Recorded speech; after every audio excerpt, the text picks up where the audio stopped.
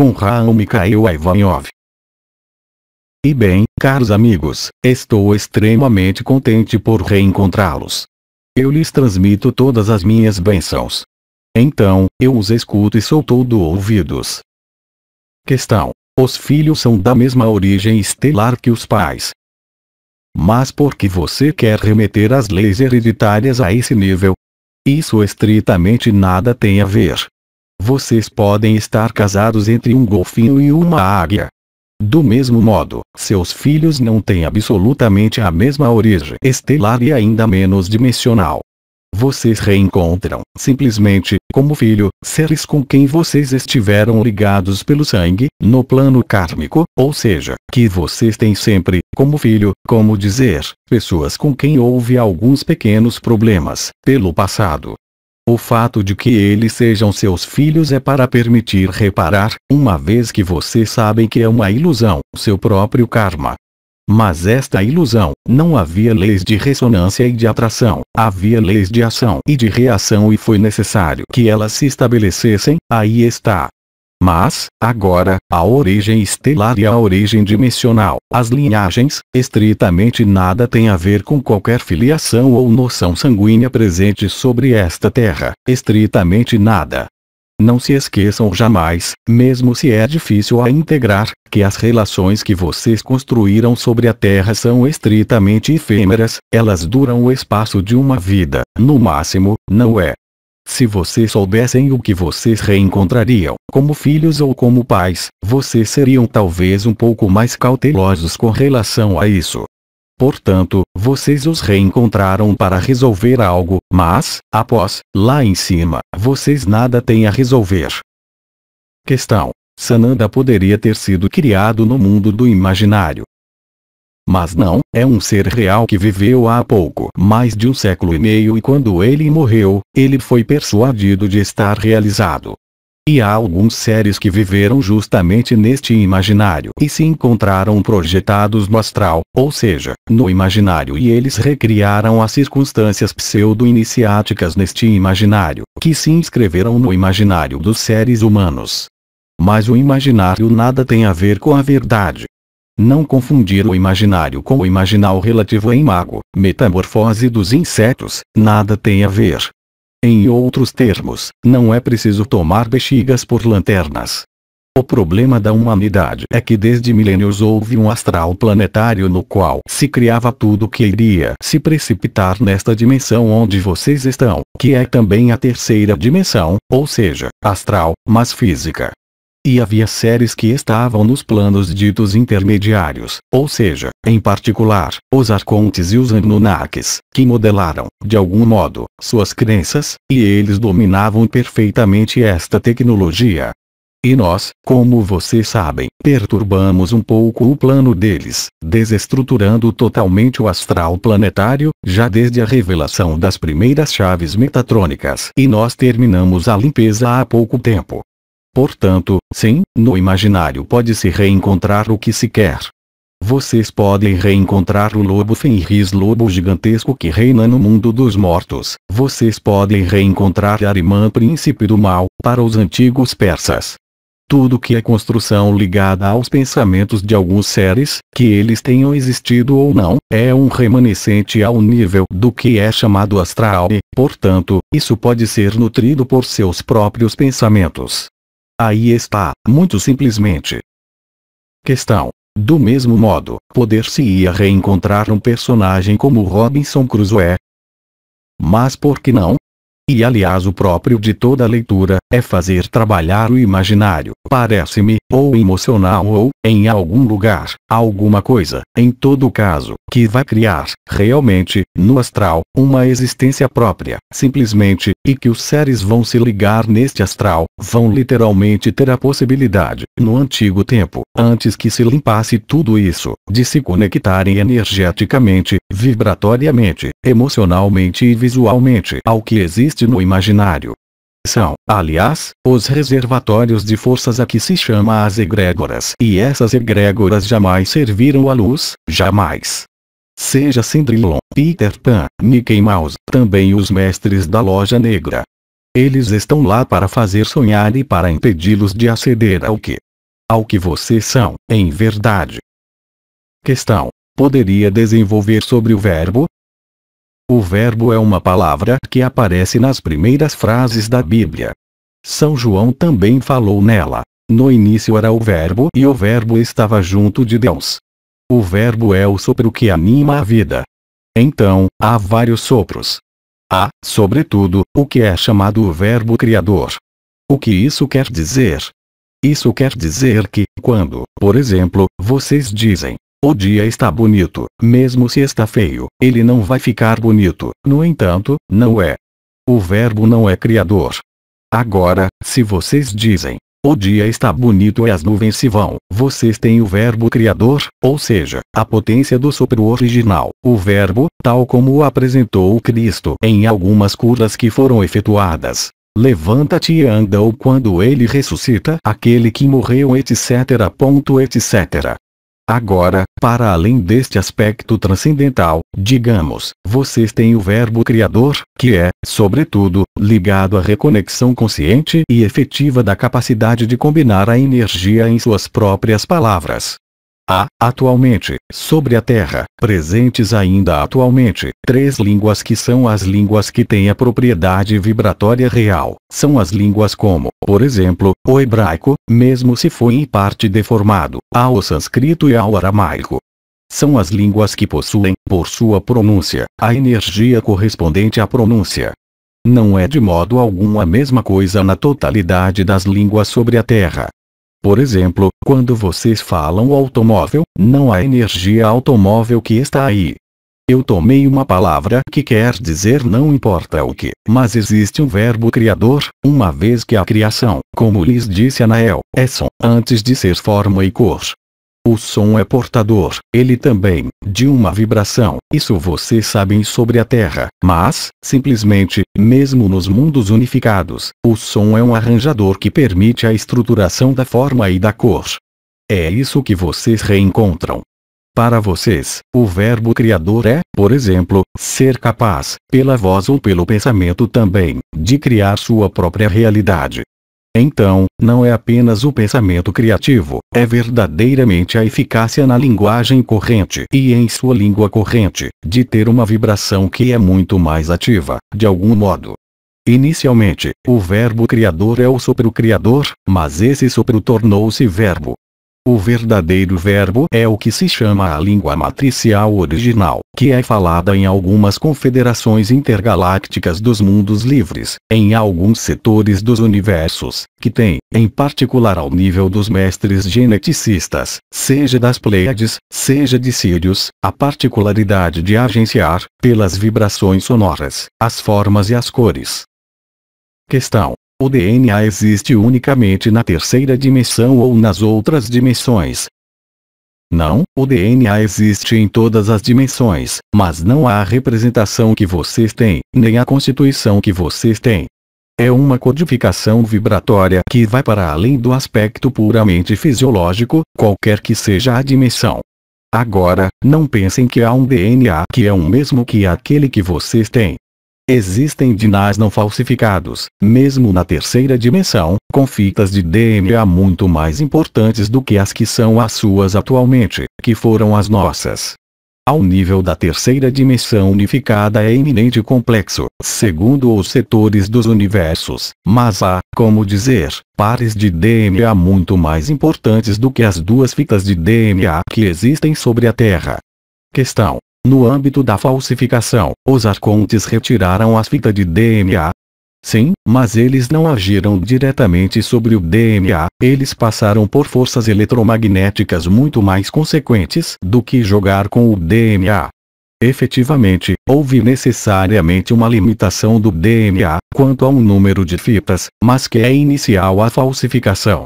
Questão: há uma relação entre as 12 fitas de DNA e os 12 corpos? Inteiramente, sim, é claro. Vocês foram limitados, nós fomos, todos, limitados a 7 chakras, que é um sistema incompleto. O sistema completo, seja nas dimensões chamadas terceira dimensão unificada ou nas outras dimensões, recorre a uma constituição numa base de 12. Agora, a própria estrutura do DNA nada tem a ver nos mundos em carbono aqui e em outros mundos em carbono em outros lugares, mas é sempre a noção, como dizer, é complexa, a noção de emparelhamento, de encaixe, se querem, de tijolos, juntos, mas esses tijolos têm aspectos multidimensionais que não existem nesta dimensão. Mas é eminentemente complexo e eu não vejo interesse de se saturar com isso, tanto mais que, quando vocês penetram as esferas de existência, este conhecimento, ele está inscrito diretamente em seu coração. Portanto, não vale a pena mentalizar nisso, para nada serve, isso em nada avança com relação ao trabalho que vocês têm a fazer agora. Questão. Nossas 2 fitas de DNA eram suficientes para fazer funcionar nossos 7 chakras?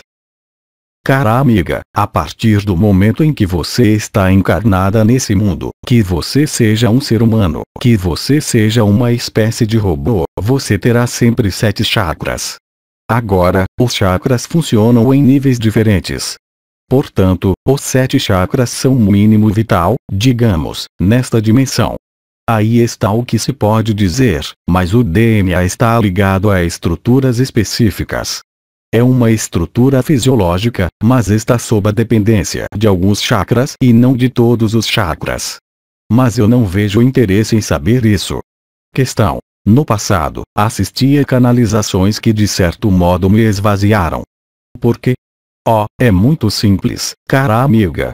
Como eu sempre disse, o processo de canalização não é uniforme, não é sempre similar. Há seres que são verdadeiramente médiums que canalizam os seres de diferentes planos. Há os que não sabem mesmo a qual plano eles telefonam, porque os circuitos de comunicação foram abertos. Vocês viram o florescimento de canais desde uma geração. Isso correspondeu, a grosso modo, com a abertura do primeiro portal intergaláctico, em agosto de 1984. Naquele momento, os canais começaram a aparecer. No início, eles canalizavam os seres mortos e que tinham informações a dar e, depois, chegaram outras consciências, digamos. Mas essas consciências não estão todas estabelecidas na luz vibral, algumas estão estabelecidas nos planos ditos intermediários. E, enfim, há alguns seres que não canalizam nada absolutamente, entretanto, eles falam, não é? Portanto, a diferença é essencial, e você a constatou, ao menos eu espero, comigo, e também com os outros. É preciso dizer, quando nós descemos dos planos da luz vibral, nós lhes trazemos a consciência e a energia, nós não as tomamos, não é? Nós os nutrimos, nós não vimos nos nutrir, é toda a diferença. É o único modo que vocês têm de fazer a diferença, porque, mesmo um verdadeiro canal, ele vai receber informações e, até o presente, as informações passavam sistematicamente pelo chakra da coroa, é claro. Mas o que se chamam as forças astrais ou as forças da sombra passava também pela coroa. Tudo depende da qualidade vibratória do ser que recebe. Agora, se o ego não está purificado ou pacificado, efetivamente, ele vai canalizar, mas o que ele vai canalizar virá se nutrir de sua própria presença e de sua energia etérea e, por vezes, mesmo de sua alma.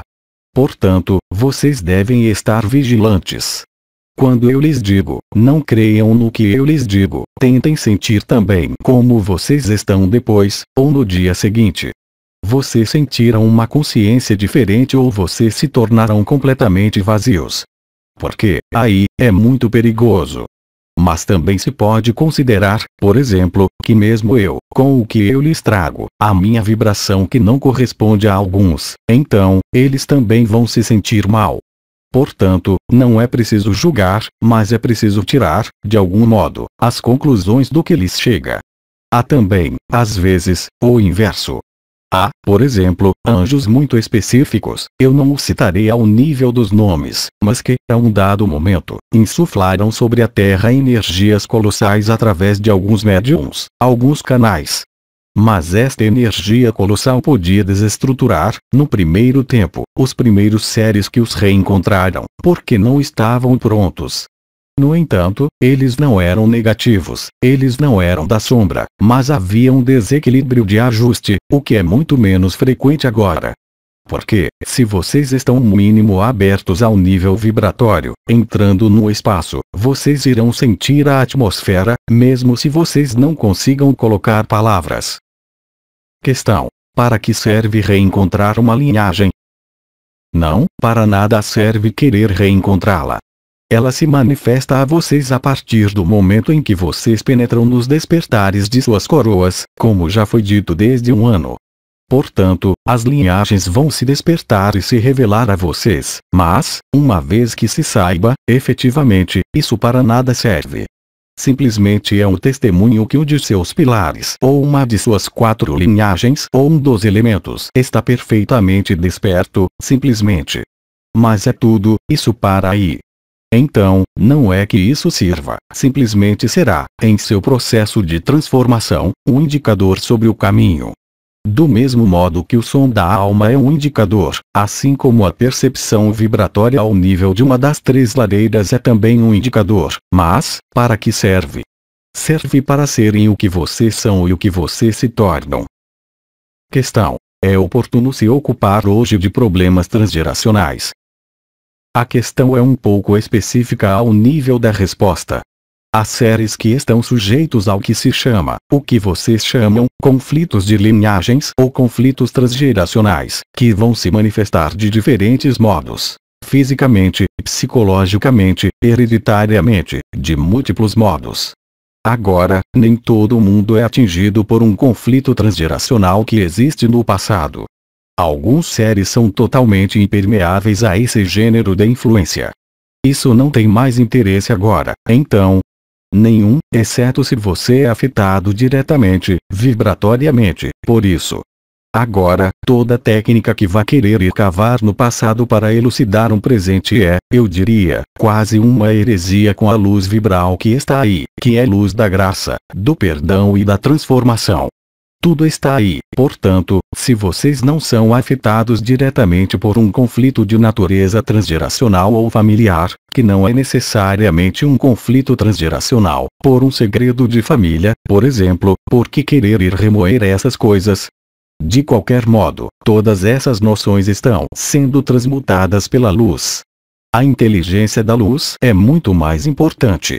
O perigo que eu quero evocar com isso é que vocês contradizem o estabelecimento de suas coroas. Foi-lhes dito Ikki e Nunc, ou seja aqui e agora, por conseguinte, há 2 maneiras de encarar o truque. Ou você diz eu sou perturbado no meu aqui e agora porque minha bisavó falhou com meu primo em 3º grau, não é? Eu digo não importa o que, é claro, hein? E você se sente desestabilizado, você sente que há uma influência e uma ressonância. Se você chegar a se colocar no aqui e agora, inteiramente, isso não terá mais influência, pela ação direta da luz vibral. A luz vibral é inteligência, nós o dissemos. Ela é capaz de tratar, de fazer desaparecer tudo o que é da ordem da dualidade, é uma verdade total. Há seres, hoje, que experimentam curas espontâneas de coisas que teriam sido fatais antes, simplesmente pela luz vibral. Eles não quiseram curar algo, eles simplesmente se colocaram no interior dos 4 pilares, que são as 4 energias dos 4 elementos, e a luz vibral fez desaparecer o que devia desaparecer. Questão: o ego não corre o risco de fazer crer, erroneamente, que se tem acesso à luz vibral? Perfeitamente, isso se chama a ilusão luciferiana, aliás, a ilusão do ego espiritual. Mas não se pode ser enganado, porque a luz vibral tem efeitos vibratórios. Nós o repetimos milhares de vezes desde anos. Se vocês não têm a vibração, o que isso quer dizer? Não vibra. E se não vibra, o que isso quer dizer? Que não é a luz vibral. É muito simples. Vibra ou não vibra. O coração vibra ou o coração não vibra. A coroa da cabeça vibra ou ela não vibra. Tudo que se manifesta, fora dessas vibrações, não é do domínio da luz vibral, o que quer que seja ouvido, percebido ou visto. É do astral não vibral. A luz vibral é vibração. A consciência, quando começa a aceder aos estados unitários, mesmo temporários, torna-se vibral, é tão simples assim. Questão: todas as terapêuticas são do domínio da ilusão de natureza luciferiana? Vocês já estão numa ilusão luciferiana, uma vez que foram falsificados, todos, não é? Agora, enquanto se estava sujeito às leis da dualidade, era obrigatório recorrer a técnicas da dualidade, para tratar. Hoje, vocês não estão todos ainda na unidade, não é? Vibratoriamente e em consciência. Portanto, vocês são obrigados a terem técnicas. Agora, se você, a título individual, você toca a existência, você vai à existência, todas as patologias que você tem desaparecerão. Mas você vai poder fazer desaparecer as patologias do outros, com a luz vibral? Não, por uma razão que é muito simples, é que a luz vibral apenas pode se abrir do interior. É você que dá o último passo.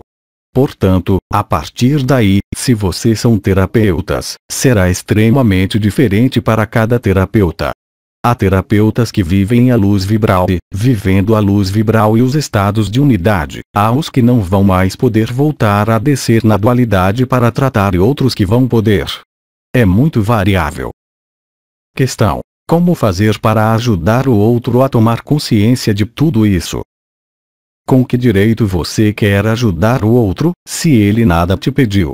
Você poderá sempre falar a ele de seus estados de existência, você poderá sempre falar de suas coroas radiantes, ele vai olhar para você como um extraterrestre, não é? Então, o que você quer fazer nesse caso? Não há nada possível. Há duas humanidades que se separam, vocês ali nada podem, é assim. Há seres que não compreendem 1/1000º do que vocês vivem. Está a 1000 milhas das preocupações e da vivência deles. Como vocês querem ajudar esses seres?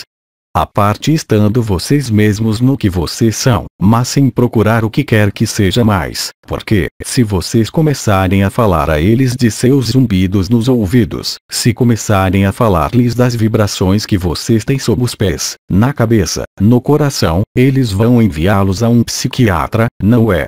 Então, o que fazer? Nada, não há nada a fazer e, se vocês tentam fazer, vocês vão voltar a descer ao nível deles. É assim, não é sua responsabilidade, é o processo, como disse o arcanjo Anael, de decantação, que está em curso. Vocês não vão todos ao mesmo lugar. É terrível isso, é assim, como dizer, aí está. Você tem uma doença e você vai morrer, então, é preciso levar todo mundo, os outros não têm o direito de permanecer onde eles estão porque você morre. Ou então, você tem um membro da família que decide ir viver muito distante de onde vocês estão e, então, ele vai decidir, aquele, de levar os outros. Com qual direito?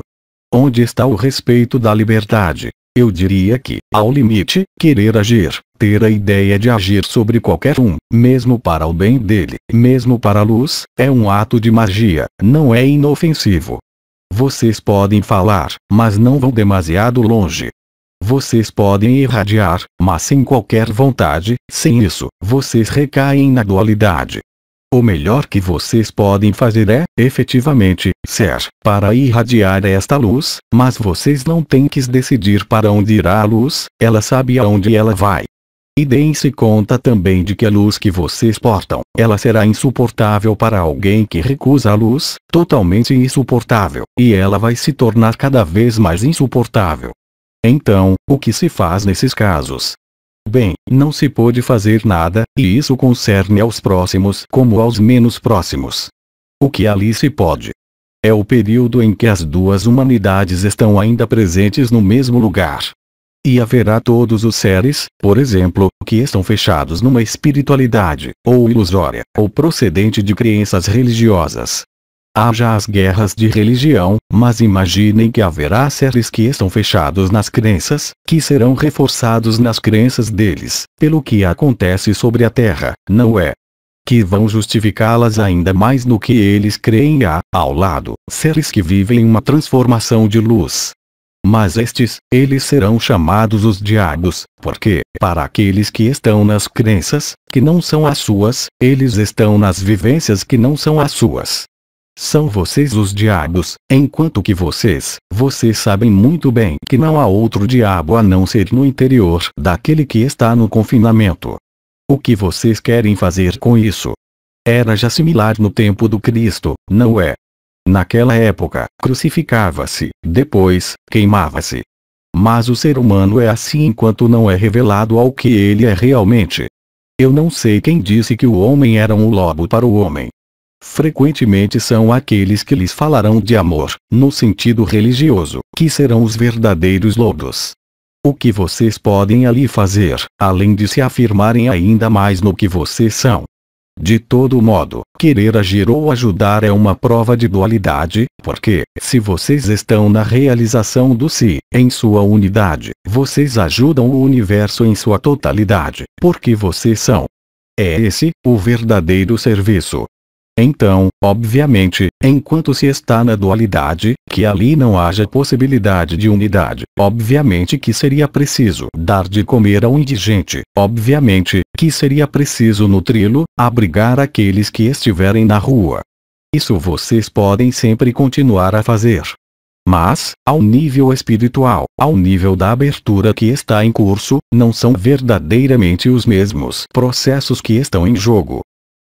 Questão: falsificação e dualidade são sinônimos. Mas há dualidades que não foram falsificadas, quer dizer, onde a lei de ação/reação existe, mas numa liberdade dimensional. Há os sistemas solares em que a dualidade existe.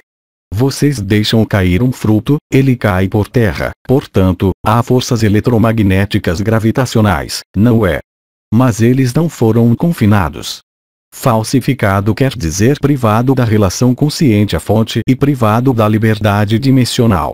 Os sistemas em carbono e outros sistemas são, por essência, dualitários, mas unitários pela capacidade das consciências a não estarem confinadas na dualidade, a estarem presentes conscientemente, em espírito, na dualidade como nas outras dimensões unificadas. A falsificação é ter privado o acesso à unidade. Questão: a pessoa, hoje, que chegam a atingir a existência. Há dezenas de milhões. Os povos que começam a viver, já, desde 2 anos, os estados de existência estão em outros continentes. São, sobretudo, os países que, pelas vibrações, de um lado telúricas e, de outro lado, da consciência coletiva desses países, estão mais próximos do que vocês, no Ocidente, a viver isso. Porque a estrutura do solo deles amplifica a irradiação que foi recebida da luz vibral e amplifica também, bem antes que a Terra seja liberada, a irradiação do núcleo cristalino, porque há retransmissores cristalinos no solo. São, sobretudo, a América Latina, a América Central. Eles têm a cabeça menos dura do que os ocidentais e, sobretudo, o coração mais aberto.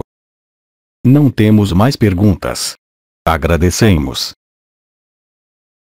Aos 3 Dimensões, 4 de dezembro de 2010. Tradução para o português: Célia G. Mensagem atemporal.